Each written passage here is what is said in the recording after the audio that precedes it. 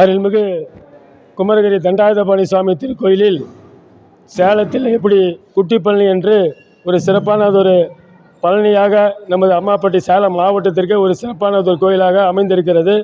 இந்த கோயிலில் குமரகிரி ஆடி கிருத்திகை பால் அபிஷேக விழா கமிட்டியின் சார்பாக 52ஆம் ஆண்டு விழா ஆடி மாதம் 1ஆம் நாள் பால் அபிஷேகம் தொடர்ந்து தினசரி பாலாபிஷேகம் நடைபெற்று இன்றைய தினம் பாலாபிஷேகம் பூர்த்தி விழாவாக ஆடி கிருத்திகை இந்த நல்ல திருநாளிலே இன்று காலை 10 மணிக்கு ஆடி கிருத்திகையை முன்னிட்டு சிறப்பானதொரு அபிஷேக அலங்கார தீபாராதனை நடைபெற்று அதனைத் தொடர்ந்து சிறப்பு அன்னதானம் சுமார் 2000 பக்தர்களுக்கு அன்னதானம் வழங்க இருக்கிறது.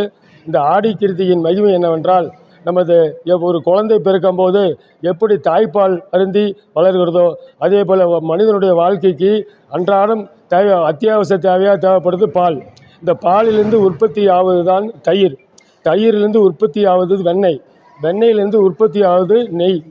வீட்டில் விசேஷ கிரகப்பிரவேசமானாலும் முதலில் பால் காட்சி விழா என்று தான் நம்ம ஆரம்பிக்கின்றோம். அதே போல் ஒரு திருக்கோயிலிலே அபிஷேகம் என்றால் பால் அபிஷேக விழா என்று ஒரு சிறப்பு பெயர் உண்டு. அதே போல் ஒவ்வொரு கோயிலும் பாலாபிஷேகம் என்றால் அதுக்கு தனி மகத்துவமும் சிறப்பும் என்பதை இந்த நேரத்தில் நான் இந்த பதிவை தெரிவித்துக் கொள்கின்றேன்.